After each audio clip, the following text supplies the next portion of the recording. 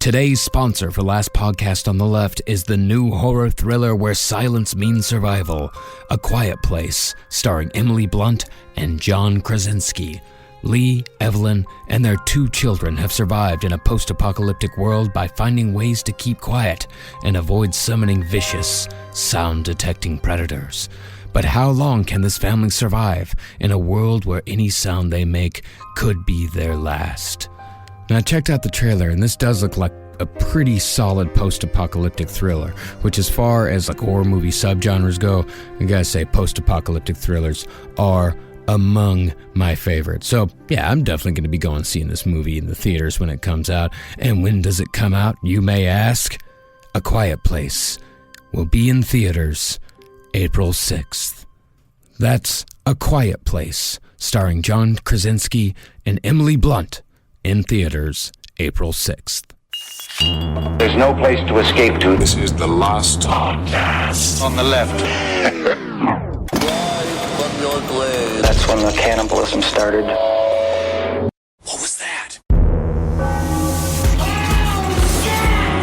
Man, I wish I had the freedom of a European listening to electronic dance music loudly in his convertible. Oh, That's yeah. so much freedom. Ultimate freedom, the convertible and the music. Yeah. Oi, oi, oi, oi, oi, oi. And just gonna have like a neon yellow polo on and my weird sunglasses that are shaped like Z's. I love somehow. it. Triangle shoes. Have a good time with it. Why not? Welcome to the Last Podcast on the Left, everyone. I am Ben Kissel with Marcus Parks. Hey. And we have Hollywood Henry Zabrowski out there. How you doing, buddy? I am clean. I cannot take the name Hollywood Henry Zabrowski anymore. Why because not? Hollywood's a dirty city filled with secrets, and I am transparent. I am transparent. I have no secrets. Everything you need to know about me is at your will. I love burritos. All right. I love weed. I love different types of graphic tees, and I love Spring Heel Jack coffee, which I actually had several pots of so far. And it is very good. Good plug. Poughkeepsie Henry Zabrowski. All right, we're on to part 2. This is going to be the last episode on this guy, right? Oh, yeah. This maniac, Yeah, Robert yeah. Hansen. We're going back to Alaska. This guy, you know what I'm going to call him? He's a stooge. Yeah, Stooge That's is a what real he good way of reminds me putting of. it. A stooge. Yeah, I do the Norm Macdonald. He's a real jerk. He is a real guy. jerk. So on our first episode, we began with an exaggerated true crime narration of the final day of Robert Hansen's serial killing career. But on this episode, we're going to tell the truth. Best as we can from the information available to us. We're going to do that thing we've been trying to do all along. I think that it's important to remember that a lot of times when you get information, it's been trumped up to entertain you, and we're not trying to entertain you today. No. If you for a moment feel entertained, we've done something wrong. I didn't want you that. I didn't want you to have that experience. What we want you to do, technically we're going to be popping some bubbles today. And I know that it's not supposed to be fun. The rumors about Robert Hansen are not technically fun. They are not fun. They're not fun. But we are going to pop these bubbles a little bit because he's not quite as evil as he seems. And that's fun. Yeah. Now, one of the things we're going to find out in the conclusion of this series is that the mass media true crime journalism version of Robert Hansen is full of half-truths, assumptions, and gross truncations. Okay. No! Whoa, wait a second. Can we be sued for libel if you say the word gross truncations? Yeah, it sounds like a weird disease. But that's how a lot of these serial killer stories are. Now, it's not that the Robert Hansen story isn't a good one. It is. It's just not movie good. According to the movie The Frozen Ground, Which- we yeah. know that for a fact now. Yes, they did, however, that didn't stop them from making a movie. Now, there will be speculation today, but when we do engage, we're going to make sure you know what it is that we're doing. We're going to make sure you know that's what we're doing. Now, when Hansen said that when he started going out and picking up women, he never actually intended to kill them. And Air quotes. Air quotes. in fact, quotes. he said it was never the plan to kill any of these women ever. even while his body count was rising. His excuse for everything was that he'd only kill his victims if they didn't do exactly what he wanted them to do. If things didn't go according to Hansen's fantasy, then that's when things would go south. And this is extremely common among serial killers, specifically ones who prey on sex workers. In order for them to feel okay with what they do, because they do know the difference between right and wrong. Robert Hansen himself said he knew the difference between right and wrong. Oh, yeah. These guys have to essentially create a betrayal that needs to be avenged. You know, that is one thing about bakers. They know the difference between good and bad. They do, because one's got a soggy bottom and one has a crisp. A break to it. Oh, you could taste the letters of butter that was put into it because it must be cold when you fold the butter. I'm sorry, being Mary Berry. I love that. But if you want to do yourself a terrible favor and go through the incels world, which I found myself into a deep, deep hole in, you're going to see that that's actually a very common thing. This idea of creating the world is out to get me. This is right. I create all the reasons why I am a terrible person. And that's kind of what he did. He built this whole story, like what they talk about with the white knights and incels and the concept of the black pill. The incels, those are people, they're virgins, right? Involuntarily celibate. That's what incel stands for. Yeah. Okay. It's a sad world. I stumbled on it for about 5 minutes, and then I quickly jumped off of it. Hansen said that throughout his active period, which spanned over a decade, he took over 50 women out into the Alaskan wilderness, and of those 50, 17 committed his version of a betrayal and were murdered. And you might think that because of this, women in the trade would have started talking to each other about the crater face with the stutter. Don't go with that guy. Right. But you got to remember, Robert Picton, who racked up a body count more than twice the size of Hansen's over a much longer period of time, was well known in the Vancouver scene as someone who tended to be around when girls disappeared. And yet, women still went with him. Well, you know what it is? There's a lot of losers that are out there hanging around with the sex workers. There are a lot of weird guys with facial tics or burns or like backwards feet, like guys that have like had bad lives. It's like, so they show up and a lot of times they're often very vulnerable and they show up to speak with sex workers. And so they know it's just like, well, this guy is kind of weird, but he's not dangerous weird. And he would appear, Robert Hansen would appear different to each woman because a part of it was the way he attracted them, the way he would build a story around them. And depending on whether or not they were giving into his weird romantic plot that he felt that he was a part of. Because sometimes people can read that instinctively in somebody, I believe. It's like with Robert Hansen, they saw like, oh, this is his whole thing. He's going to pretend like this is a girlfriend, boyfriend thing, and I'm just going to take money without mentioning it, and they get away with it. And I imagine that's actually very attractive, where it's like this guy, it's like, well, essentially you can milk this fucking idiot for a bunch of money if you play his weird interior game. I'm just thinking about a guy with backwards feet, just sort of one tear in his eye, just being like, I'm a good person. Why'd you malign? Why am I being thrown in with all of these other people? I just have backwards feet. I never wanted to look into the haunted mirror. It was put into my Airbnb by the owner. Poor guy. If you're out there with backwards feet, we support you. Of course. You're a good person. Now, in Anchorage, things were even worse than they were in a place like Vancouver because of the higher turnover in talent. Now, I wouldn't be surprised if these strip clubs had a completely new dancing roster every 6 months. And plus, there were a hell of a lot of strip clubs for a town as small as Anchorage. It was about like 150,000 people. It sounds like a great time. It sounds like Kissel, you'd become mayor in like 6 weeks. Maybe, yeah. A place for a cold bachelor party. Besides the strip clubs we mentioned last week, there were still others like the Wild Cherry Club, Good Times, and the worst name for a strip club I've ever heard, Murphy's Law.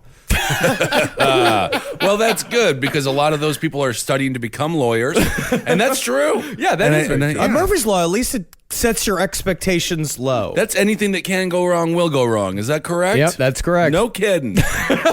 That is the worst name possible. By the way, in Sheboygan true crime news, they haven't arrested the person who was stuffing 20-ounce cans of Pepsi down women's toilets, but they are looking for him. What is this? That's a Sheboygan true crime story. I don't know if we will keep that in or not, but that is happening right now. Austin, they found the bomber. They have not found the toilet stuffer yet in Sheboygan, Wisconsin. So I've been catching up on my Sheboygan, Wisconsin news.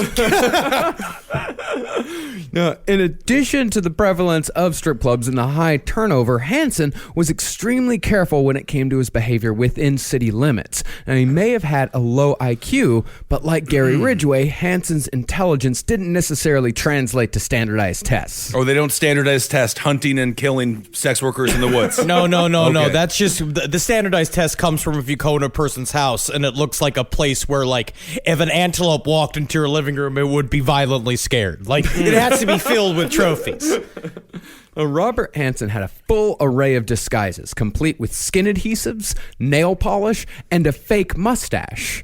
But the funny thing was, it seemed like Hansen mostly used the disguises to bolster his self-esteem. Oh my The goodness. best part about this is that when I put on the mustache, I could be anybody. Look, I'm the guy from Cheers. Now mustache is off. I'm back to being old stupid Robert. Oh, put it back on, Robert. Oh, I'm the funny guy from Cheers Yes, again. you are. Now, the disguises did serve the purpose of hiding his identity, but Hansen also had this to say about his fake mustache. Well, I'm not the most handsome guy in the world. I thought it would be easier. As a matter of fact, I even tried to grow one for a while. I could never grow one. I look like a tiny dog when I grow one. I got no middle part. And everyone knows the middle part's the strongest part because, the great Adolf Hitler had such a thick middle part. He did. He had the old reverse Chaplin going on, huh?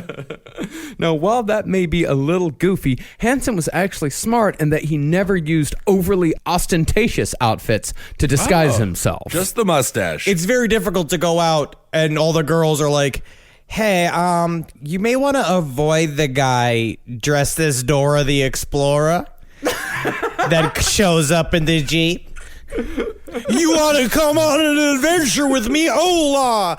We're going to look at El Mapo and we're going to go all over the world learning about Spanish and my tiny backpack. Nothing to see here.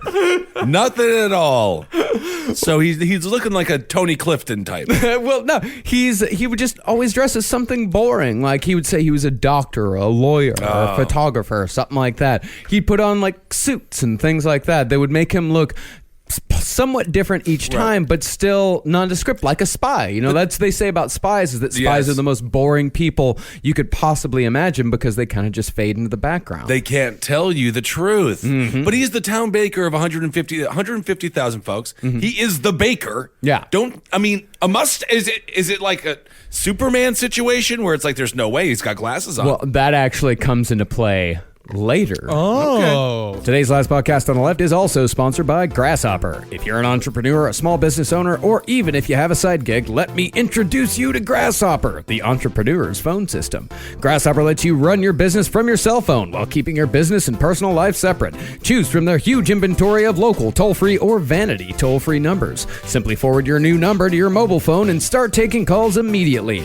Whether you're in an office, in your car, or out running errands, Grasshopper's iPhone and Android apps help you stay connected to your customers. Not to mention, you can send and receive calls and texts from your business phone number, set up multiple extensions for everyone on your team, get your voicemails transcribed and emailed to you, work from anywhere with call forwarding, make and receive calls from your computer via the desktop app, and even utilize Wi-Fi calling. Better yet, Grasshopper offers an easy and instant setup and 24/7 customer support, all without any long-term contracts. That's Grasshopper. Sign up today. Go to grasshopper.com/LEFT to get $20 off your first month. That's grasshopper.com/LEFT. Now, Hansen's game was to meet girls in the topless joints, then offer them large sums of money for either nude photography or quote-unquote lunch. It probably was lunch, Marcus. Maybe. Like, I know it's like, honestly, I know you're saying quote unquote lunch, but it's not like they sat down with plates and pretended to eat sandwiches. They may have actually gone to lunch. I don't know.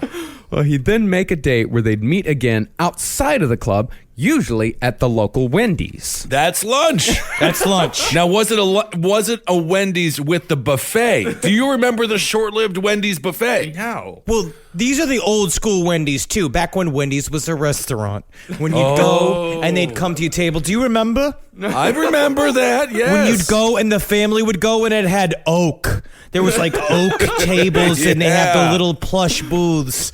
So it was nice. This was a nice lunch. The square patties really did elevate. Yeah. It really elevated the meal. Yeah, You and thought you were eating an experience, not just a burger. And now it's just chili made out of old patties. Yep. I used to work there. Yum, yum, yum. You're saying it like it's bad. I like I don't mind chili made out of old patties. That's what we do in the... But how do you like it out of a cup? Whatever, in the end, I mean, I like chili.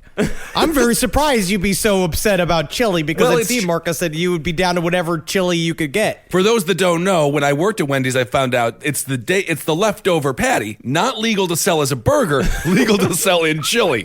So that's what they use in. Yes, exactly. All right, Henry, I got to admit I am kind of putting on airs here a little bit. Oh, everyone loves chili. Yeah. No one believes that you don't like chili, Marcus. You're like the definition of a chili guy. Hansen would get to the Wendy's early and keep his car parked outside and watch the girl arrive, always making sure she was alone. And if she wasn't, he'd call the whole thing off and hightail it out of there.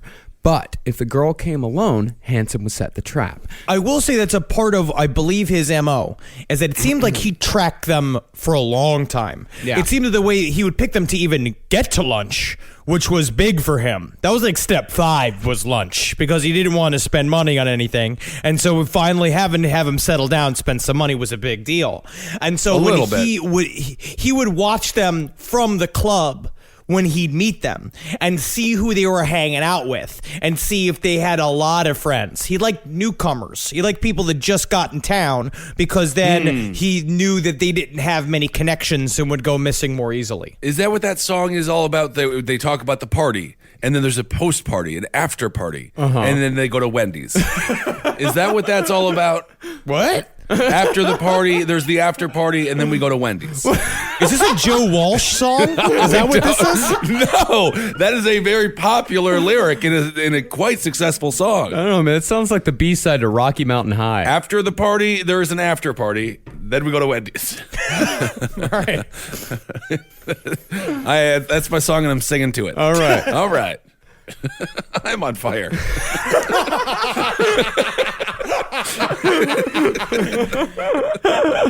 No, we know that Hansen didn't just pull a gun in the middle of Wendy's, but most likely after lunch or dinner or whatever, Hansen would offer to take the woman to a second location, ostensibly where the photography would take place. The Arby's, which has a nice back wall, like a brick wall that serves as a neutral background. Arby's was legitimately fancy. Yeah? Yes. No, it never was. No, it was not Kissel.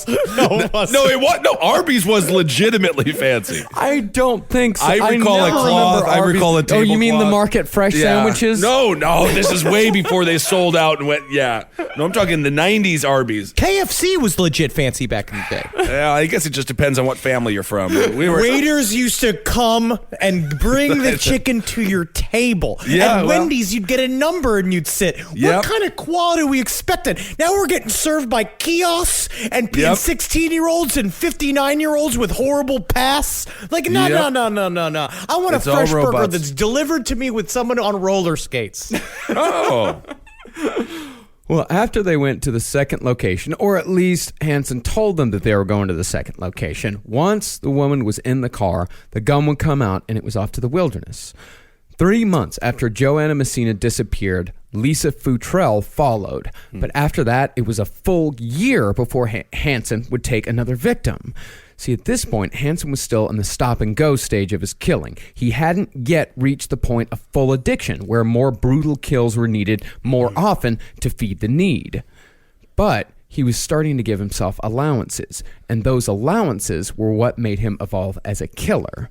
Hansen said the girls would stay alive until they panicked, but the longer he went on, the more he kept putting victims in situations where panic was inevitable. I thought you were going to say by giving himself allowances, he got the double patty, and then he would also get, the Wendy's nuggets, It's not about which is Wendy's. quite. I have to stop That's thinking all about you're Wendy's. thinking about. I'm sorry. This is what you've been thinking about since Wendy's was little uttered. You've been allowance. going through menu get a items little- in your head. Remember a French fry would fall into the nuggets, and you get a little French fry, and then you feel like you're It stealing is very something. tasty, and it's a welcome so surprise, good. but it's got nothing to do with the story. Anytime you mix a French fry in anything that's not supposed to be there, oh, that's a good one. That's a good fry. You're a pervert. That makes you a fast food pervert. Well, as far as an example goes, with Hansen putting a victim into a situation where panic was inevitable, let's look at the case of Sherry Morrow. The night before Sherry disappeared, she had told a friend of hers that a stranger had offered her $300 for an erotic photo shoot. Now, that was big money in 70s Anchorage, so Sherry decided to do it. The next thing she knew, she was in the passenger seat of Robert Hansen's Subaru, riding up to Pioneer Peak along the Connect River to an abandoned lean-to with an ace bandage wrapped around her eyes. Now, for some reason, the ace bandage wrapped around it, because that comes up quite a bit. It reminds me of David Bowie from the Black Star video. Exactly. Oh, yeah. Yeah. That's I kept thinking about that too. It's creepy imagery. Yeah, did you watch that doc yet? The last 5 years, the final 5 years of David Bowie? Great documentary. You got to check it out. Lovely man, wonderful shoes, I've heard. I've also heard that David Bowie smelled very good. I had a friend that worked with him on his final musical. Really? Okay. How did he smell? What did he smell like? Wonderful cologne. And that he was always very fun and just easygoing, and he'd smoke a long cigarette, and he always had colorful sneakers. That seemed to be the guy. He Yeah. was much nicer than I expected. I love Bowie. Now, the reason Hansen gave for the ace bandage, and this actually makes sense and kind of points towards Hansen telling the truth in some cases, is that Hansen had planned to use that spot again, and if Morrow happened to go to the cops afterwards, she could take them to that location, which would give Hansen less squirm room. But that was also him lying to himself. That this is a thing with Hansen, is that his compartmentalizing was so deep, because he would say shit like this, acting as if I always intended for them to live. I always thought that this was all going to be a foregone conclusion. We were going to go out there. We were going to have sex. I never wanted to murder them. I'm always putting the blame on them. Right. They are the reason why I'm killing them, because they're not following my rules. The ace bandage, it sounds like a very clean-cut observation to say I wanted to use the same space, but it's about control. It's about his sexual drive to have total. He can't tell them whatever he wants to do, and he uses them like dolls. Right. Well, even if she did get away and go to the police, it was just her word against his. And Hansen had already been taught by the Anchorage Police Department that the word of a sex worker didn't mean jack shit to them. And most likely, the girls he took up there and brought back knew that too. But on this trip, things did not go according to Hansen's plan. Hansen got stuck again, and Sherry Morrow took the opportunity and ran out blind with her hands tied into the wilderness. Hansen caught up to her, and the way he told it, this murder was done in the same casual manner that you or I would just point a finger. He said he was sitting down, staring at her, screaming, so he just pointed the gun and pulled the trigger. Just thought, well, that's it. I'm done with this one. Jeez. But the Sherry Morrow murder is where Hansen had a couple of actual slip-ups. And remember, Hansen was a hunter, and there's nothing a hunter like Hansen loves more than a trophy. But mutilation wasn't really Hansen's game. He didn't take the kinds of trophies that, like, Ed Kemper did. But it's interesting, but his house still was covered in animal heads. So Right. there was a point where he thought he was fine with butchering these animals and chopping the heads off them and doing all this shit. Because his house was like in the movie Frozen Ground. It looked just like that with all the different menagerie. It was like from Ace Ventura When Nature Calls. Yeah. It's that guy. I've never understood. There's nothing relaxing to me about a bunch of animal heads staring at me as I watch Home Improvement. Yeah. However, when I die, I do demand to be stuffed and placed into one of your homes for 10 years and another one of your homes for another 10 years and just go back and forth. Oh, I'm fine with that. And you're going to have your eyes replaced with light up eyes that I'm putting you in the backyard. And that will be That's true. okay. Basically, what I'll use it to terrify my future adopted children, who will be Asian, and I will tell them that they are just very, very Polish until they grow up to learn that is incorrect. Okay. I will say that every time that they're wrong, every time that they do something bad, I was like, well, you don't want Shadow Ben to come and get you in your sleep. And they're like, where's Shadow Ben, Daddy? And then I go and I turn on your eye lights, and it's you just standing out in the backyard. Okay, well, that's fair use, I guess. Well, Hansen was far too squeamish to take any sort of physical trophy from his victims, especially considering how he had used guns for all the murders but the first one. And as John Douglas points out, he can't really mount a woman's head on the wall of his rumpus room. Not in this economy. But Hansen still had to have something. So he ended up taking jewelry and IDs as a way to relive the crimes and to prove to himself that he'd actually done it and that he'd, somehow accomplished something just by the sheer act of killing. What an idiot. Now, from Sherry Morrow, Hansen took a distinctive golden arrowhead necklace, and that would be one of the things that would help put Hansen behind bars for the rest of his natural life. Well, that's the thing. He's literally he's like, how many things can I take that connect me to this murder? Yeah. It's so stupid, but it's... And the way he hid them, too, were pretty boneheaded, but it's very common. It's a part of what... Yeah. I mean, look at this. You go to when I go on vacation, I'll take like a rock. Yeah. Yes. Like from where we are, because it's fun to have the memory. I could just see you taping up a huge W from the Wendy's that you stopped at that you stole from the sign. Like, get in the car, let's go. This is my memory. Yeah, BTK was well known to have like a little God. box with all of his mementos. That He loved those. Didn't he keep it in like his kid's treehouse? And yes. he'd climb up there and look at it every once in a while. I think that's right. Yeah, and like these guys would cross those boundaries all the time. Like Hansen would sometimes give the jewelry that he took off his victims to his wife and daughter. Oh, That's also very common, but it's about control. It's again, I have this whole secret world of wealth and knowledge from experiences that other people don't understand. It's the realm of the serial killer where they begin to feel that they are past human being because they're like, I've been to the edge and saw it, and now I have a little tinker toy that reminds me of it every single time. That's why every time I give a gift of jewelry, I forward on the email receipt. Let them know I bought it from Verameet right here in Brooklyn, New York. That is very rude. Yes, that would be actually very, very rude. Yes, don't do that. I love Verameet. I bought them all out. I bought all the good jewelry out, but that's okay. Now, the other slip-up on the Sherry Morrow scene is somewhat of a rookie mistake in the world of a murderer, but something that's completely normal in the world of the hunter, even if it is a bad habit. Hansen had buried Morrow in a shallow gravel pit grave on pretty much the same spot where he'd fired the fatal shot with his rifle. Now, a lot of hunters don't pick up their bullet shells when they're out hunting, especially when they're on the move. With a lot of them, they don't even think about it, and Hansen was exactly that type of hunter.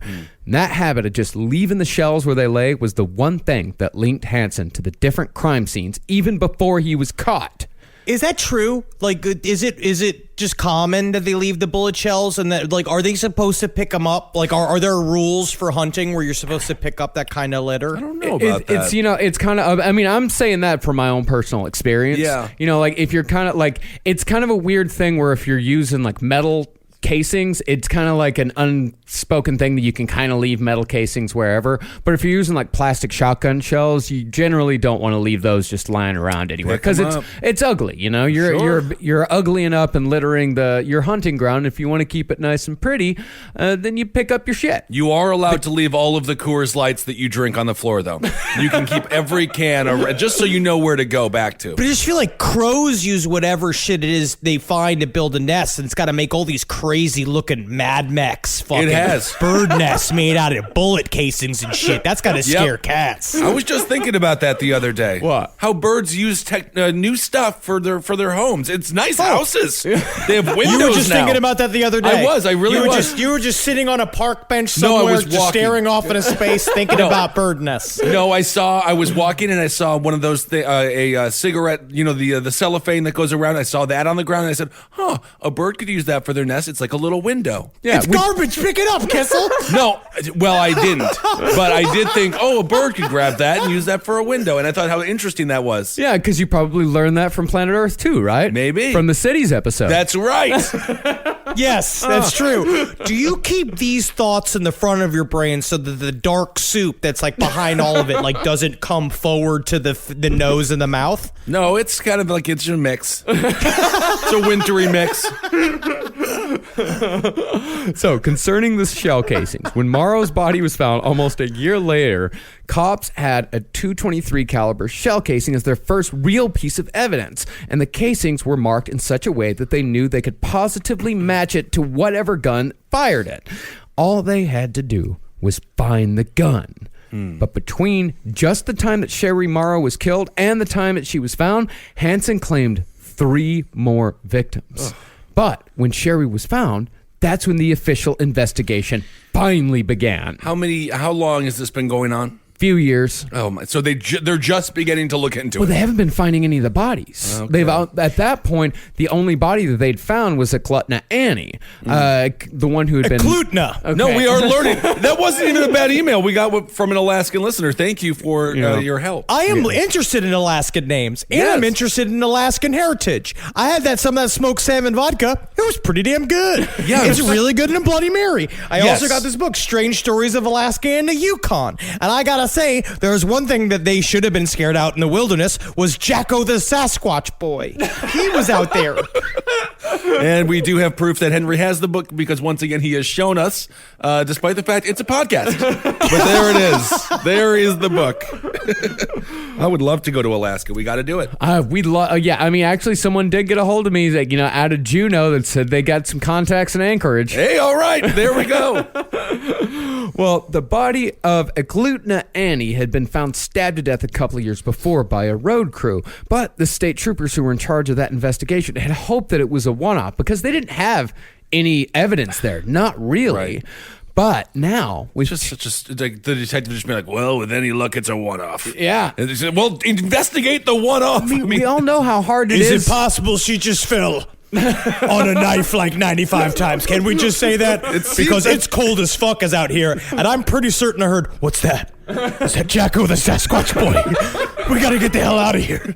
We got to know more about that guy, but Well, I'm definitely not going to blame the troopers on Okay. not solving the case of Eklutna sure. Annie because, as we know, a serial killing is by far the hardest murder to solve because there's no connection. Right. And usually that's how cops solve crimes, through connections. It's not, the whole CSI effect thing that makes us think that, murders are always solved through fingerprints or DNA or something like that. Right. It's usually not like that. It's usually just a connection that the victim happens to have with the murderer. Also, you have to bring several layers of the government together to investigate a serial killer murders, which we're going to see happens here.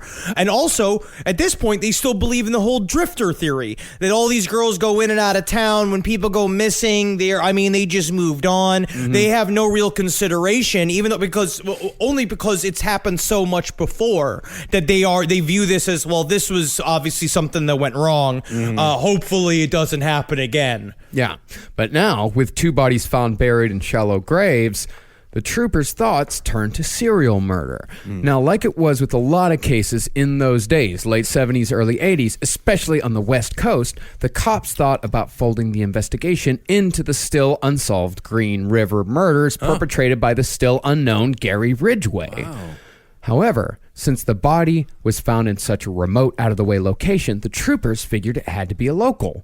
And that local was about to obtain a position that would give his story the extra juice it needed to be the subject of a terrible movie starring Nicolas Cage and John Cusack. The Frozen Ground. Produced by 50 Cent. Really? 50 produced Yes. that, huh? Uh-huh. God. Even by Nicolas Cage standards, it seemed as if he just did that entire movie over the speakerphone. He just phoned that thing, and I love Nick Cage. Yeah, we all do. But Nick my Cage goodness. is one of my favorite actors of all time. He could do anything that he wants. Yes. He's so bored by his own talent. I'm going to So put it this bored. way. He's so bored by his He own doesn't even abilities use that it. he doesn't even use it. And so when he was doing that movie, he was technically trying to be understated, but I think he was just hammered. And also disappointingly flat in Drive Angry, which was like another movie where he really could have let go. But he solves all of his problems in the new movie Mom and Dad. He's very fucking good. Oh yeah, I loved Mom and Dad. We've mentioned that before, I think, on the show. Great new horror movie out there. You can tell when Nicolas Cage, when tax season's around, because the movies become like, yes, I will accept this role and I will not try it all. I mean, he is in an immense amount of debt. Oh, yeah. Yeah, I think he spent something like $125,000 on an Action Comics #1. He's a cool guy. He's living our dream for us. I love him. Yeah, and he spent all that money buying the most haunted house in New Orleans. Yeah, fucking cool guy. awesome. Yeah. It's awesome. What do you think I'm going to do if I ever had millions of dollars? Oh my God, It'd be wasted. gone in a second. I'd be having like an actual helicopter hat that would like attach to my shoulders and be like, look, guys, I can fly anywhere. Then all of a sudden it just paralyzes me. And I just have to float everywhere with my fucking helicopter hat. I'm going to buy a Volkswagen Baja Beetle. Ooh, that would be fun. Yeah, it's a dream. It's a goal. That's very cool. Beach towel. I want a big beach towel. Near the end of Robert Hansen's killing spree, he perpetrated an insurance scam involving some of his hunting trophies. He told his insurance company that someone had jimmied his door and made off with a bunch of his heads. And of course, it was Hansen himself who had removed them all from his basement and pretty much just stored them in his backyard. Yeah, but I put my mustache on, so it was like I was another more handsome burglar. The insurance company believed him and gave him a payout of $13,000. Oh my What? For these For just a stupid bunch of heds? Taxidermy is a very expensive. It's a very lucrative true. business. I mean, these That's true. it's extremely expensive. Oh, yeah. So you can actually value these heads at a pretty high price. Okay. Now, it's with that money that Robert Hansen was able to buy his very own private Super Cub airplane, the object that to this day made Robert Hansen Alaska's very own tiny little boogeyman. Okay. And the murder wasn't the only crime Hansen committed with his aircraft. Damn near as soon as he got it, he set off burgling as many remote cabins as he could find, stealing things like generators, radios, and of course, more chainsaws. Like I just see this sort of like this giddy thing where he's just running through all these cabins, getting to steal as much as he can. Because we also remember in the last episode when he said what he felt like when he was stealing. He felt like he was going to come in his pants. Yeah. So you have a man who is orgasming constantly, stealing and stuff, and flying a plane around. He's like John Travolta. I mean, it's crazy. Maybe this is what happens to Harrison Ford when he crashes all of his planes. Maybe he's out there burgling. So this guy he seems like he has zero control. And may I ask, when does he bake? When does the baking happen? Where's the bacon happening? He is so busy stealing and killing. When's he making muffins? But Hansen did indeed use that plane for murder. Now, from what I can surmise, the first woman taken out into the wilderness in Hansen's craft was probably Teresa Watson, who disappeared on March 25th, 1983, although we don't know that for sure. But here is where we can really get into the specifics of the long-held claims that Hansen hunted women. First of all, Hansen never said he hunted women, and the forensics don't really show that he did either. The closest thing they had forensics-wise was that his last known victim, Paula Goulding, had been killed by a single gunshot wound to the heart. However, I think that actually serves to argue against Hansen hunting them, at least on purpose. See, Hansen's favorite hunting weapon was, according to his hunting records, the crossbow.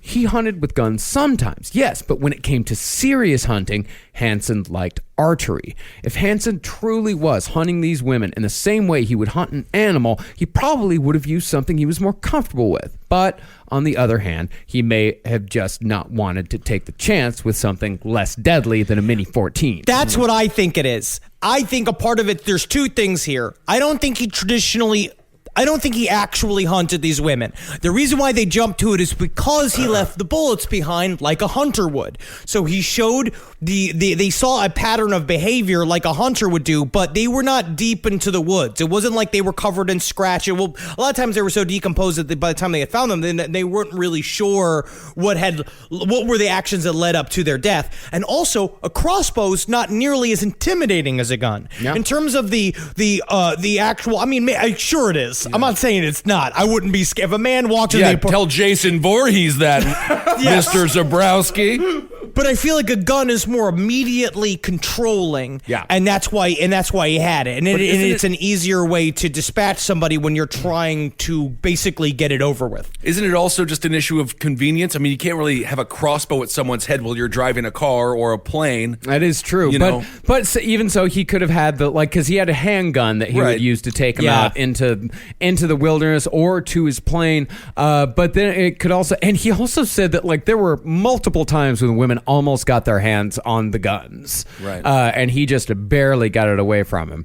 But yeah, I mean, it could go either way. But the thing was that, like Henry said, like these women weren't covered with like scratches from running through branches or anything like that. There was no like blood trails found or anything. And Hansen didn't speak about hunting. Are you telling me that the media might have made something up for a story? I've never heard of that before. Never but heard honestly, of that. I think in this time period, yes, I think that is the case. Well, most likely, Robert Hansen's murders looked more like this. He took his victims into the wilderness and told them that as long as they stayed calm and played along, they wouldn't get hurt. But of course, when you've got an insane nerd pointing a gun in your face while you're out in the middle of nowhere, you're not going to be likely to believe him. No kidding. And I'd imagine it'd be damn hard to suppress your flight instinct. And so Hansen would force his victims into a terrifying situation, and then when that terror overwhelmed them, they would run. And that's when he would shoot them, convincing himself that it was their fault that they ran.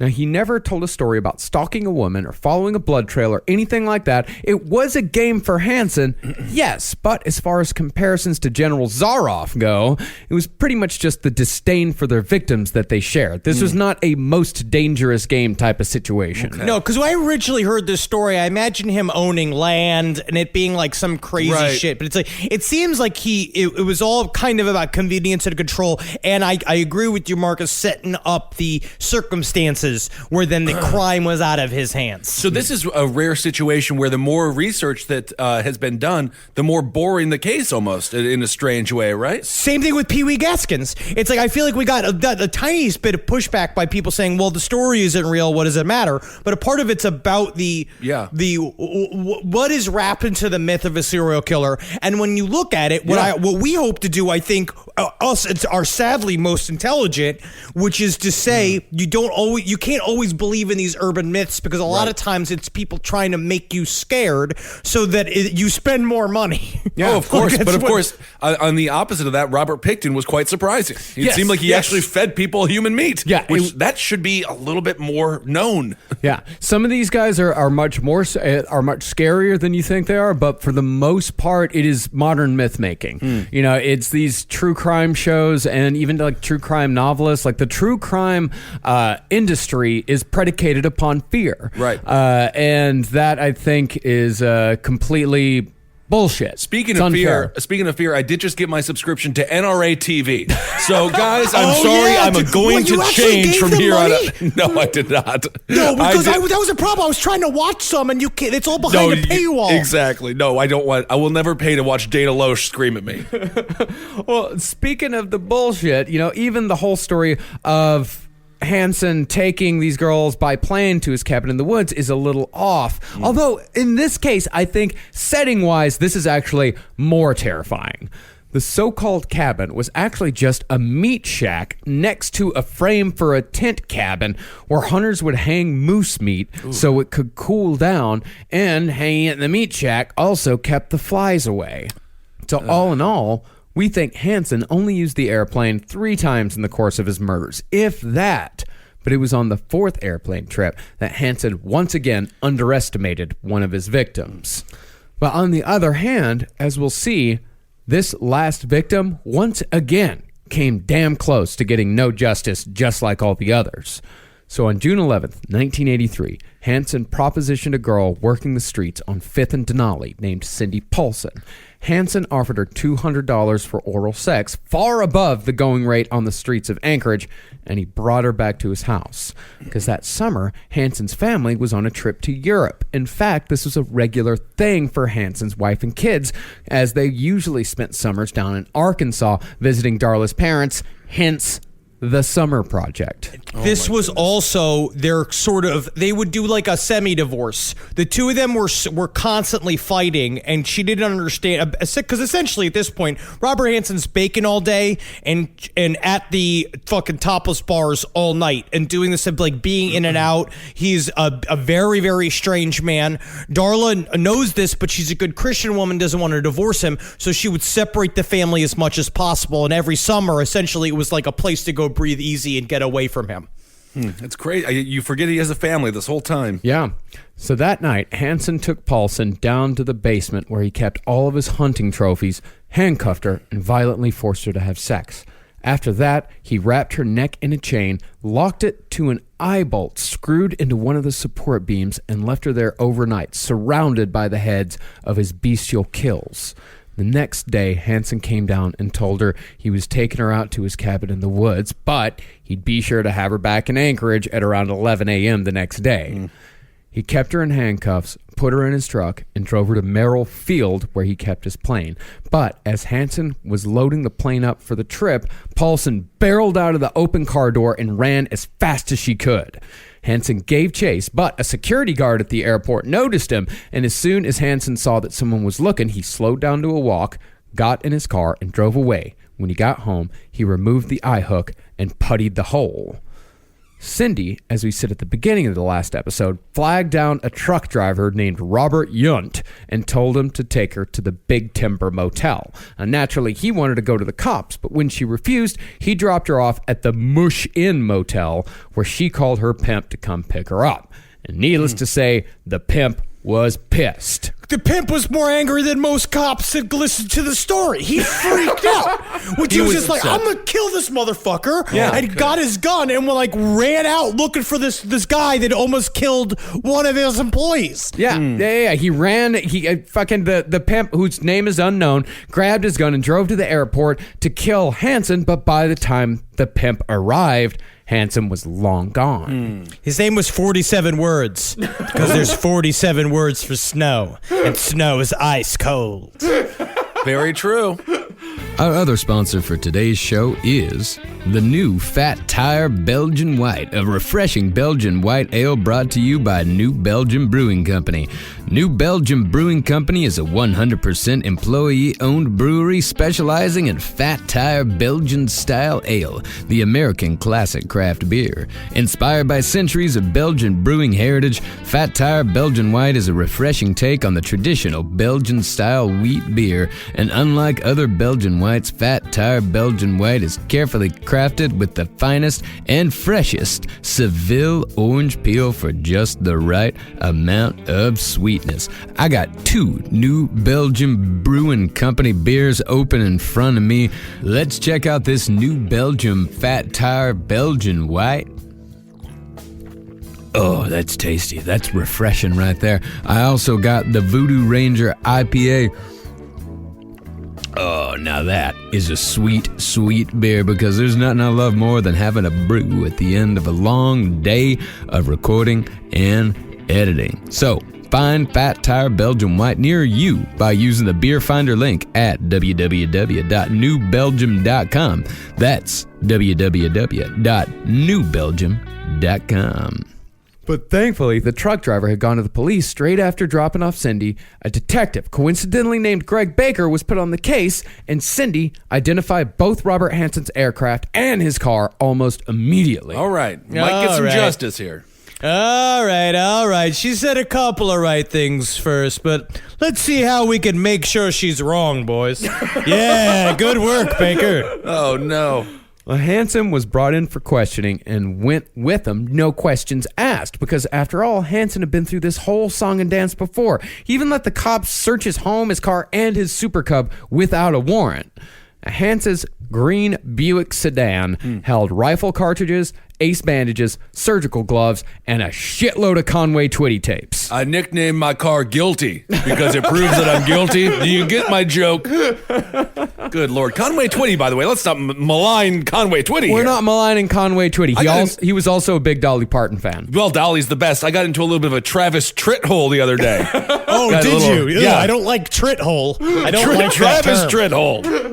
Yeah, he has rice cooking in the microwave, so he's a working man. It's a great day to be alive. It's a great song. But the bullets and the bandages in the car were easy enough to explain away, and even the gloves couldn't be connected to the kidnapping. Not really. The house, though, was a different story. When cops searched the basement, they found that it was exactly how Cindy had described it, right down to where the foosball table was located. Of course he had a foosball table. Now, after the search and the questioning, Hansen was put in a lineup and Cindy immediately picked him without hesitation. But once again, Robert Hansen had an alibi. He had two friends say that he'd been with them all night fixing an airplane seat. Honestly, it's the weirdest. It's such an Alaskan way to hang out. He said Yeah. that he spent 4 hours building an airplane seat, and then he went to another guy's house where they continued to work on an airplane seat. And that just, if that's not an alibi for murder, they are having gay Alaskan sex, which they possible. could just have. If that was the case, that would have been fine. Yeah, fixing an airplane seat is a good euphemism for some bear love in Alaska. Both of these men knew they were lying, but Hansen had asked him to do this as a personal favor to get him out of what he had called, quote, an awkward situation. Oh my God. Yeah, awkward. He is so adorkable. No one had said that Robert Hansen's adorkable yet. Got a lot of people, when we posted a picture of Robert Hansen, there's a lot of weird women on our Instagram who said that he's handsome. I know. I don't like to get into I was that. very surprised by that. Yeah. Yeah, we're not going to get into that whole thing. No. Yeah. It's disturbing. But then there was the matter of Hansen's criminal record. Because remember, he'd been picked up a few times before, and you'd think the cops would look at the criminal record and be like, holy shit, this guy has done this before. Let's really go at him hard. But the APD was in the process of transferring their records into a new computer system.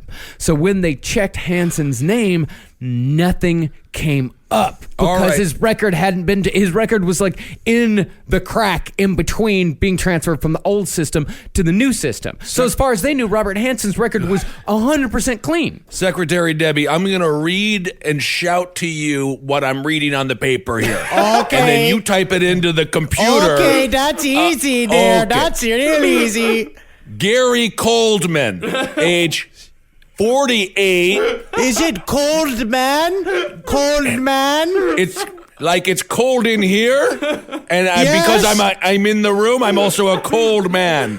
K, C. I, No. F. Anyway, I never learned to do any of this. he's 49. So at this point, the cops started to call Cindy Paulson's credibility into question, and they started asking her to take a polygraph test. Of course, she was insulted. She got pissed off. She refused. She said, you know, if you don't believe me, if you can't take what I've already given you by giving you a full description of the car, the plane, and the basement, plus all the injuries, she's like, I've had enough. I'm getting the fuck out of here. You're not going to believe me, so I'm just going to leave. She obviously also had a very bad relationship with the police officers. She was a sex worker, and they were constantly at odds, like the two communities, because they just wouldn't let them live in peace. Essentially, they couldn't work, and the police officers had no respect for them, and so that's why she couldn't figure out like she just didn't want to be involved in the investigation. So the investigation was closed. And that might have been the end of it, giving Robert Hansen permission once more to kill. So you think if he ended here, no more kills, you think he just skates? No. Okay. That's not what happened. Okay. Thankfully, Cindy Paulson's case made its way over to the Alaska State Troopers, the true super cops in this story. Hey, all right. One of the investigators at the APD, Maxine Farrell, made sure the file landed on the desk of Lyle Hogsfin. Don't mess with Hogsfin. This guy. Hogsman was the one in charge of the Sherry Morrow case. Remember Sherry Morrow? Her body had been found with one of Hansen's shell casings less than a year before. So Hogsman started looking into this Hansen fella, especially where Hansen was flying. Problem was, Hansen never reported his real registration numbers to the people in the tower at Merrill Field, so they never really knew where he was going. Because Hansen didn't actually have a pilot's license because he'd been denied one when he did his application a few years before and wrote down that he took lithium for bipolar disorder. So they're like, yeah, we're not giving you an airplane. Okay. Now, lithium was like an old school way of handling bipolar disorder, right? Or is it still around? It's still around. I took it briefly. But it's like it's got very intense side effects, right? It can, yeah. Did you try to get a pilot's license while you were on it? It seems like it would be super fun to be hopped up on lithium and fly a plane. Oh, you're not hopped up. You're way down. Oh, it's You're down, way huh? down. Oh, is that right? Yeah, you're way down. And it makes your penis no work, right? No, my penis was still fine. Well, you're very horny. All right. No, there was only one medication that made my penis go away. You know for a what? little It's while. just a segment that we don't even have to have on the show. How is I'm Marcus's asking wiener? questions. Okay. Well, how Hansen got around not having a license was that he painted the ID numbers on his plane too small to see from the tower. And when the flight towers are like, breaker, we can't see the numbers on your plane, Hansen just gave them the numbers of other planes, and the tower was like, all right, sounds good. And the extra stupid thing about this is that Hansen wasn't even bipolar. Yeah. He just lied his way into it during one of his many psych evaluations during his prison stays, and he just sort of gone along with it ever since. But I actually think that he flipped this and reversed it to his advantage, because now he had a cover for any sort of strange behavior. Do you remember when you were a kid? Tell me if anybody else did this, because I was obsessed with having glasses as a little kid, and Jackie said the same thing, and I know a lot of people have the same thing, where you kind of lie about it because it gives you like a personality. For some reason, when you're searching for something to label yourself as, and you have no idea what it is, you start being like, because I thought my braces were cool. I thought it'd be cool to have braces, and then I got them, and then it was the worst 4 years of my fucking life, of which no pictures exist. Yeah, that is embarrassing. Well, after a while, the dots started to connect with Robert Hansen. In September of 1983, troopers found the body of Paula Goulding in a location off the Connect River that was accessible only by boat or aircraft. Here, they found another .223 shell casing fired from the same gun that had killed Sherry Morrow. And that is when state troopers assigned the Connect River murders to the true super cop in this story, Glenn Floathy, a tall, gawky, eternally rumpled man who was just born to be played by Nicolas Cage. Did you say James Comey or Glenn Floathy? Glenn Floathy. Oh, okay. Well, Floathy's definitely a backup quarterback's name, which is nice. He got to be in the front seat, and he got to do it. Well, Nicolas Cage was technically an amalgam of all of these cops into one man that was supposed to be the bravest man on the force. But he still was called Floathy. Like, he still was Glenn Floathy in the movie, right? No, he's not Glenn Floathy. It's a made-up name. It's just a guy's name that they just assigned to him. I don't know why they did this. Glenn Floathy was the example of a guy that, like, he nerded his way into being a super cop. Yeah, he was the exact coin flip side of Robert Hansen. He was a weird, gawky dude who loved details, and he instinctively, he kind of accidentally found his way into the troopers by essentially testing really well, and they were like, okay, we'll get you in here, and then they found his dogged persistency Persistence is better. was what made him a great cop. And he's the one who put all of the evidence together for the first time and started seeing what was happening. Glenn Floathy sounds like a guy who's like, I would have been a singer-songwriter if singing didn't mean that you were possessed by the devil. So I went into the law enforcement field instead, and I have a lot of respect. Well, Floathy was a true crime nerd that just happened to get into it. Like, he said his interest first started is that his local bar happened to also be the local bar of like a bunch of cops and like investigators. So he started hanging out with him. So it literally started with like, I could drink like a cop. If I can drink like a cop, maybe I could just be a cop. Oh, so just to be a cop, you just don't be with your family. Oh, that's great. That's easy. That. Yeah. Well, because Floathy used to go and hang out, and because what do cops love more? I know this for a fact, because family of a cop, they love telling long, yarns. Oh, and yeah. they love finding a new dude that is eager to hear long yarns because then he's a great companion. And so because he didn't talk a lot, he was a great listener. Okay. Now, as Henry said, he was the first one to actually look at the big picture. And he started looking into the numerous sex workers who had been reported missing in the Anchorage area in the few years previous. And when all was said and done, he had a victim matrix of 10 names. Then he started looking into the victims themselves. He found they were all in their 20s, were all between 5'4" and 5'7", were generally busty, had all worked as topless dancers, and had all made high-paying dates with strangers right before they'd gone missing. All right. Floathy is onto something. Floathy's very much onto something. And He then, hit busty 5 times, though. They all say the word busty quite a bit in terms of the women that they describe of Anchorage. no, Butcher Baker loves the word busty. That book was apparently horrible, though, you The guys book's said. terrible. Yeah. Not good book, It's yeah. got about 6 adjectives all throughout the entire thing, and busty is definitely one of the favorites. I see. And then, in mid-September, Floathy and Hogsven joined forces. And from that moment forward, Robert Hansen's fate was sealed. All right. See, by this time, the records had been fully transferred over, so the troopers finally knew the full extent of Hansen's past crimes. All right, Yeah, they Deborah, were like, I've "Whoa, got what?" Deborah, I've got the name Robert Hansen. Handsome. No, not We just got to get the name. 7. No. Why would there be a number in his last name? Can I stop working here? Now, there were some cops within the APD who felt like the department had completely fucked up on the Cindy Paulson case. It's not like the entire APD was full of bad eggs, because one of those guys, Greg Baker, he was appalled at how the APD had handled it. Right. So he joined forces with the other 2 guys, with Floathy and Hogsven, and the trio went after Hansen hard. I'm also going to say, if you listen to footage of Greg Baker talking about Cindy Paulson, he is in love with her. Yeah. And I have a whole side plot in my own mind. There's no evidence for it. But Greg Baker, if you watch any of these documentaries, the way he talks about Cindy Paulson was like, she was just a lass that needed a prince to fight the dragon. And he went out there. He was obsessed with Cindy Paulson. He went out of his way and talked with her about the case and was talking with her on the side. And he was like, I could get you a nice little apartment. Like doing like getting really into it. And he sort of looks like me if I was a cop. So I can see there was actually a really cute love story in there. Also could have been done by Nick Cage. Like in the movie, the Lotto movie. The Lotto Captain Corelli's Mandolin? That's the World War II Italian mandolin movie. There's Yeah. the other one movie The called Lotto. like, You What was Can't that Take called? It With You.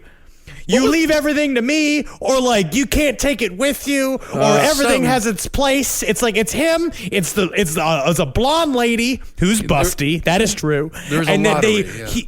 he had a lotto ticket and he split it with the waitress and he's the What's cop. the name of that movie? Lucky Number 1 or something like that? Or I'm your live guy. and let live.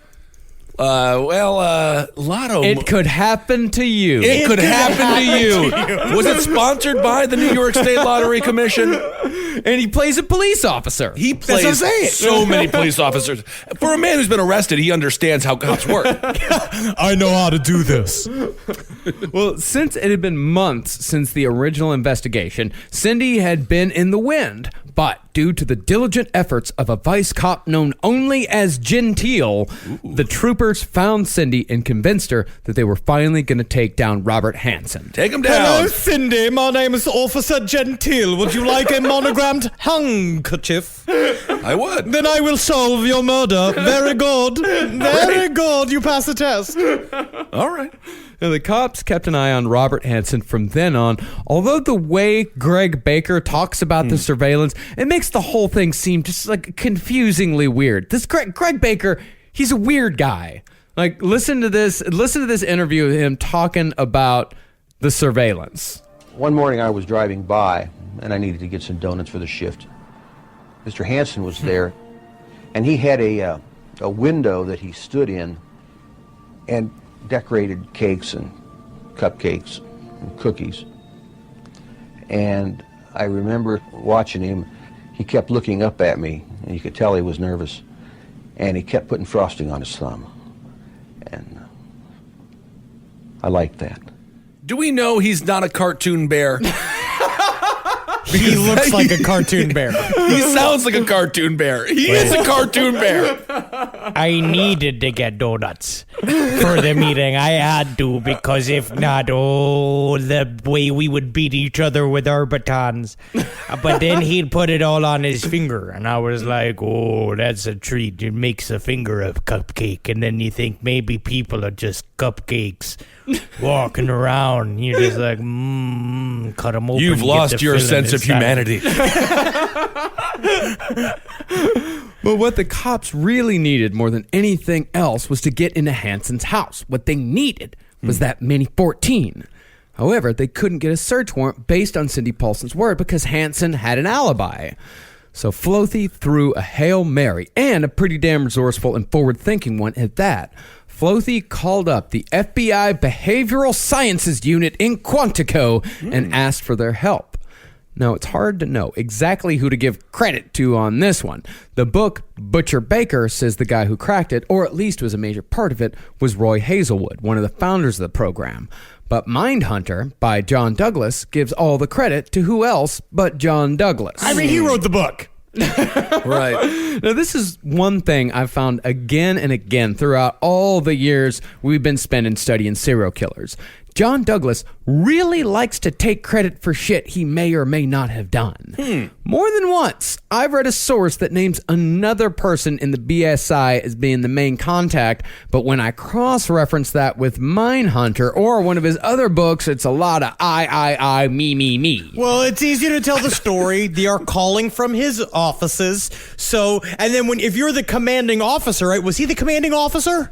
I believe so. I think you take all the credit, right? Essentially, because it's like my people did it. So it's like I did it. No. He makes it sound like specifically he did it all. I do love the idea of Marcus cross-referencing, and then being like, and finally, I've concluded it is Whopper Wednesday. It is indeed a Whopper Wednesday. I have circled it, note the W for Wednesday. Douglas, he may have done this with the permission of these other agents who may have not wanted to or not cared to be in the book, or he may have just been doing it to simplify the narrative at the request of the author. That happens sometimes. But just remember, while John Douglas is brilliant, talented, and one of the reasons why serial killers aren't as prevalent as they once were, he also isn't necessarily the one-man superbrain powerhouse that he claims to be. Okay. Yeah, he's no Beck. Ooh, Beck, Scientologist, I believe. Oh yeah, I'm gonna go see Beck at Madison Square Garden here pretty soon. Really? Oh, Yeah. cool. Very good issue. He's indoctrinated and he loves yelling at ashtrays. And we can't take that from him. No, absolutely not. Oh, yeah. Lifelong Scientologist. Yeah. But, I mean, he was born into it, so you can't really blame him. But Can't blame him. You know what? I don't care. Could have gotten out. Well, yeah, sure. Well, either way, Detective Floathy called up Quantico and asked for their help in putting together something to juice up a search warrant, which had never actually been done before by the BSI or anyone else. They'd never used a profile to get a search warrant. And here's where things get really interesting. Floathy described both the murders and the kidnappings to the FBI agent, whoever it was, and just from that, the FBI came up with this profile. Dude, it is fucking, like, I don't know how they did this shit. Like, I want to go back. I have to read this section in Mindhunter and really, like, go into how they break this down. But they fucking nailed it. Really? A unique time? Usually they don't. They said the suspect likely had a speech impediment of some kind, probably a stutter, and probably had skin problems as a teenager. They said he is an exceptional hunter, and while he is married, his wife is probably religious and is completely oblivious to her husband's wrongdoings. They said he was probably a successful businessman and an upstanding member of the community. And as far as the MO went, he probably had a murder bag complete with disguises, and he probably took trophies. Wow. And he probably played a lawful good mage in any sort of campaign because he's one of those guys who does all the boring abilities like being a healer or being a pyro guy who attacks the first wave of enemies from afar. Hey, all right. Yeah, and fucking this profile, I mean, it blew Floathy's hair right the fuck back. He couldn't I love that. I just love that fucking term. I can feel my cholesterol getting higher and higher. I'm so excited. And there were other things coming in as well. The troopers had started to compare tire marks outside and near the remote cabins that had been burgled and compared them to the tires on Hansen's plane and found that they were a match because Hansen was the only guy in the area that had a plane with those types of tires. Wow. So essentially, the net is slowly circling. Robert Hansen's getting more and more nervous, becoming more and more like Mr. Bean in the fucking bakery, knocking over muffins. Like, those are like, oh, Robert's never been clumsy with the croissants before. And he's just like, it's fine. It's just going to be Bastille Day soon. And we need to make sure there's enough croissants for the parade. Oh, my goodness. Then, finally, a woman recognized Hansen when she went into his bakery to apply for a job. And so she came forward. And with that, the burglaries and the profile, the search warrant for Hansen's house was finally granted. All right. After searching all day, one of the cops, a Lieutenant Kasnick, climbed into the attic to sift through the fiberglass insulation in a last-ditch effort to find the murder weapon. Because they'd searched this whole goddamn house and hadn't found anything. But that was also a part of how his alibi fell apart, too. So the cops all showed up. They picked him up at the bakery. He came in a little bit late. He had his fucking baker's hat on. They arrested him. They put it into a thing, and he knew what was happening. The wife was home. These bunch of cops showed up. They raided the whole house. She has no idea what's going on. The wife of his neighbor rolls over and says, what are you guys doing? They're like, oh, Robert Hansen's being booked for murder. Like, they just told this woman, because I guess it's fucking Anchorage, and she's like, oh, yeah, my husband never hangs out with him. Anything that he says to you is a lie. And so he just threw her husband under the bus, just being like, fuck this. Like, what is happening here? Wow. And the husband was out like doing a job because he was a contractor who also like built boats on the side, and it actually built a boat for Robert Hansen. He was up in King Salmon working another job, and his wife's calling him up and saying, oh, you need to get the fuck home, and you need to clear this up right now. And he's like, I'm not coming home. I'm working a job. I'm providing for this family. If they get an affidavit, then yeah, I'll come home, but I'm not coming home before then. And so the cops, in the last possible place they could look in the house, in the back corner of the attic, they found the treasure chest. Ooh. In a hollowed out cache, cops found Sherry Morrow's arrowhead necklace, a pistol, a .522 rifle, and the coveted .223 caliber Mini 14. Nice. Finally, the cops had in their possession hard evidence that tied Hansen to at least 2 of the murders. I was really hoping it would have been a cake in the shape of a Mini 14, and then they cut into it and it is the Mini 14. Hiding in plain sight. But the best part about this is that now I don't have to go and get donuts for the meeting. Yeah, we got to eat around the evidence. But the most disturbing discovery was still to come. In that box, cops also found a map of the Anchorage area marked up with a whole bunch of X's. Now, at this time, Hansen was only attached to 4 murders in the area. And when cops... only? Quite a bit. Comparatively yes, only. Yes. And when cops cross-referenced where those bodies were found to the map, they saw that there was an X on each one of those locations. But those 4 weren't the only X's. Over the entire map, there were 20 more. Jeez. Each one seemingly corresponding to the gravesites of then unknown victims. But a lot of those victims corresponded with Floathy's victim matrix. Ooh. And that's when the bottom fell out of the alibi as well. The guy finally came back home, and the cops told both of them, because there were 2 guys that were in on this alibi.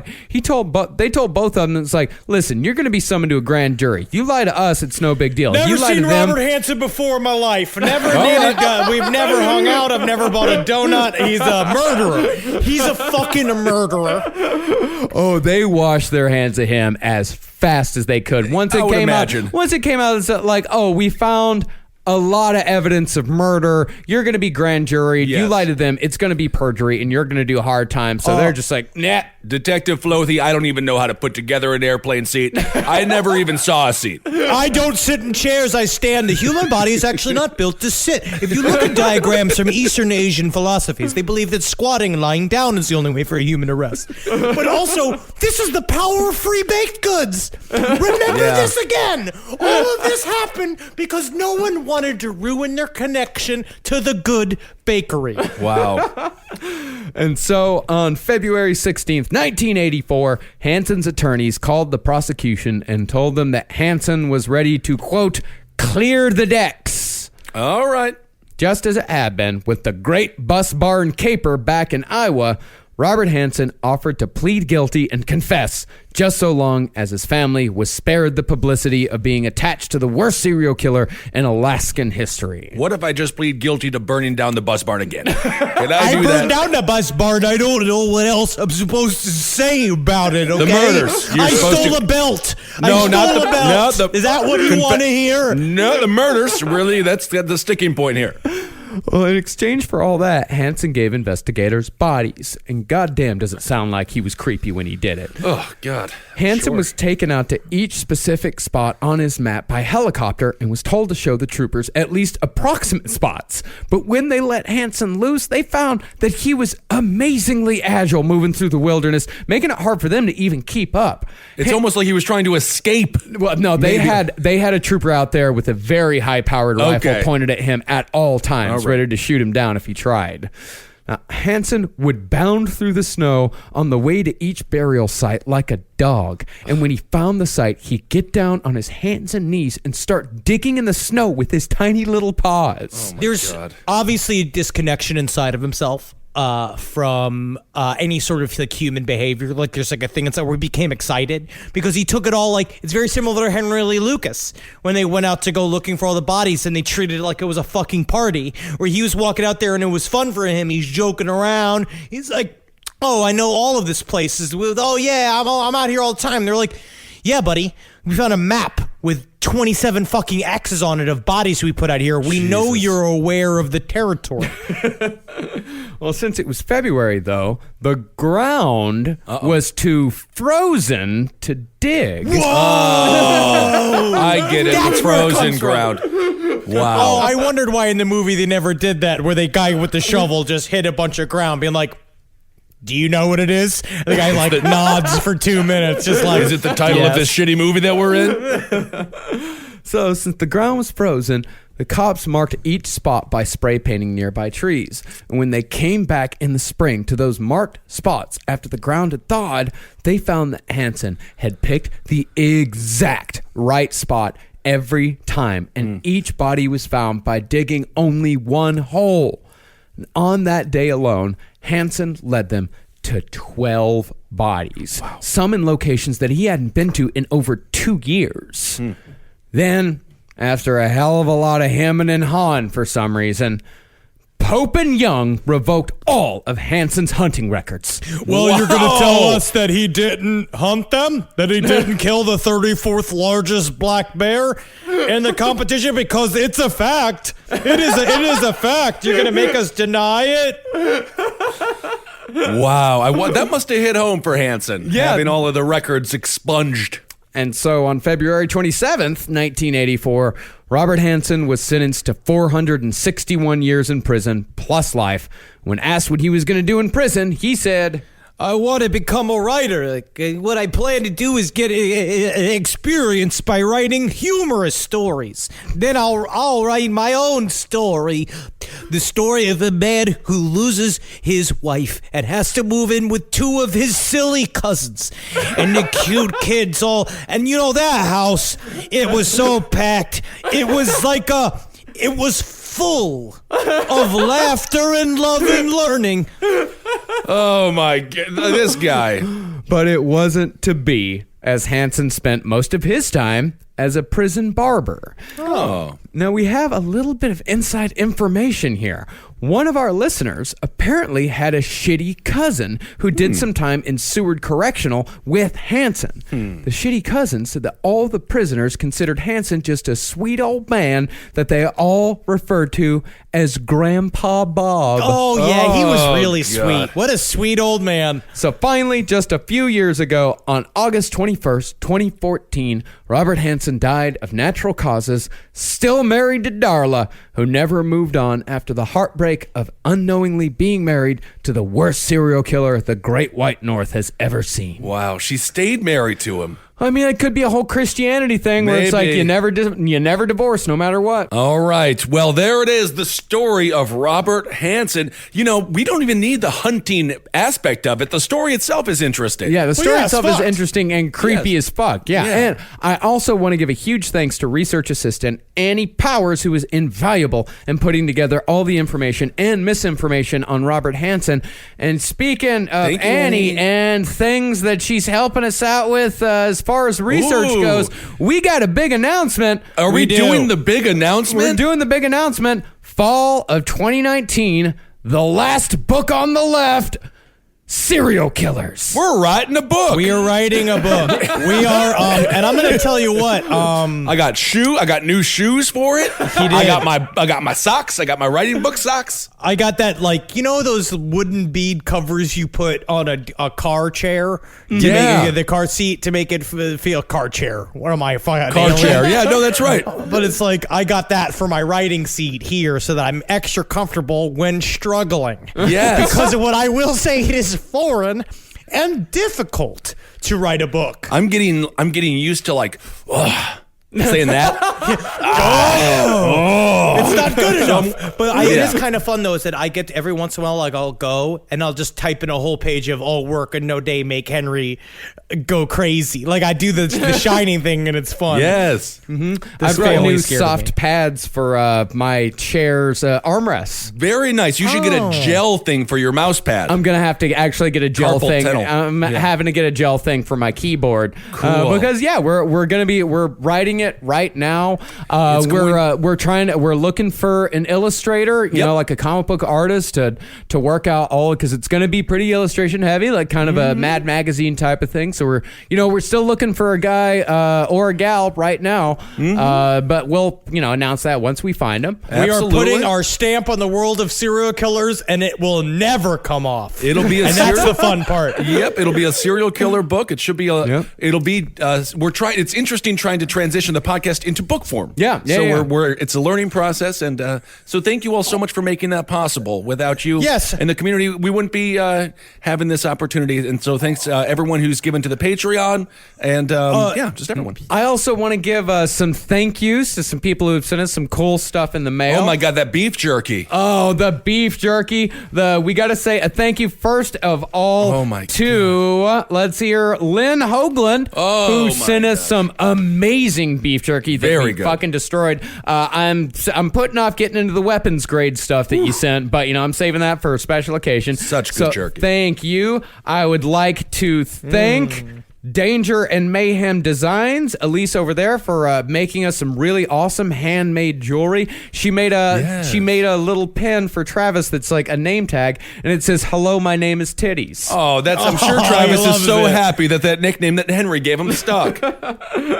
I also want to thank a listener out of Anchorage, Oh. actually, a guy named Dan, who sent us a copy of Butcher Baker, actually, while we were in the middle of recording it. And he wrote a fantastic letter, and he has a few questions for us. So first he asked me, Mr. Parks, in your opinion, what is the best recorded drum solo in the history of rock and or roll? Uh-oh. I'm going to say Jump in the Fire by Harry Nilsson, because it fits into the song perfectly, actually adds to it, and does not bog it down. Wow. Inagata-Davida. No. I like Henry's idea. I don't know what it means, but It goes on too long, and it's just it's masturbatory, but in Jump in the Fire, Jump in the Fire, it's an actual part of the song that actually adds to it and fucking and segues into that awesome bass line that boo doo doo doo doo doo doo doo doo. But what, Led Zeppelin, Black Dog. That's a pretty good one too, but nope, Jump in the Fire. Come on! All right. Well, most controversial thing that's ever been discussed here. Mr. Zabrowski, if you could party for one night with any serial killer from history, living or dead, who would it be? Oh, serial killers, they're always the weird ones. The serial killers are hard to hang out with. They're not as fun. I guess technically would have to be Charles Ng. Wow. And finally, Mr. Kissel, if you had to kiss one part of Senate Majority Leader Mitch McConnell's body, what would it be? Follow-up question, would you kiss it light and teasingly or with the unbridled passion of a young lover's heart? Oh my God. I think I would have to kiss his neck with a lot of passion to turn him back into a turtle. That's what I would do. And finally, we would like to say thanks Serial Saints over at serialsaints.com for making prayer candles out of the three of us and for doing that wonderful portrait of Wendy as a saint. Thank you so that's much. incredible. I want that picture for my home. Yes. All right. Well, thank you all so much for everything. That is those candles are great. Yeah, they're awesome. They're We really have them up cute. here in the studio. So let's see. Do we have a shirt that we want to talk about too? We have the new Hungry Ghost Press shirt, Yes. which I believe sold out immediately. That shirt is awesome, by the way. It sold out immediately. But everybody who still wants to grab that shirt, we have another print run coming up because they did both shirts and awesome poster prints. Yeah. But they're working on new ones right now, so we think we're gonna have more here in like a month or so. Cool. So I wanna just get one of keep those posters. Yeah, just follow. Keep looking at our Twitter to see when those are back in stock, or just go to Hungry Ghost Press. I think it's hungryghostpress.com to check out all of their stuff. I love Hungry Ghost. I've got 3 of their pieces of art up in my house. We've got some Hungry Ghost stuff here in the studio. We love what they do, so please support Hungry Ghost Press. All right. So follow us on Twitter at Henry Loves You, at Marcus Parks, at Ben Kissel. Follow us on Instagram at Dr. Fantasty, at Marcus Parks, at Ben Kissel, the number 1. Yes. And follow us on all of the horse shit at LP on the left. That's it. And keep on supporting all the shows here on the Last Podcast Network. We got a lot of fun stuff. Every show is great, so just check it out. I know some people were emailing saying they're all done with Last Podcast and what other things. Just peruse the site. Top Hat for Politics, Page 7 Entertainment, Movie Song with the Mads. We got Frank and Trace from Movie Science. What was it? Mystery Science Theater 3000. They're funny. That's what I say. So hail yourselves, everyone. Hail Satan. Hail Geen. Hail me now. Magustalations.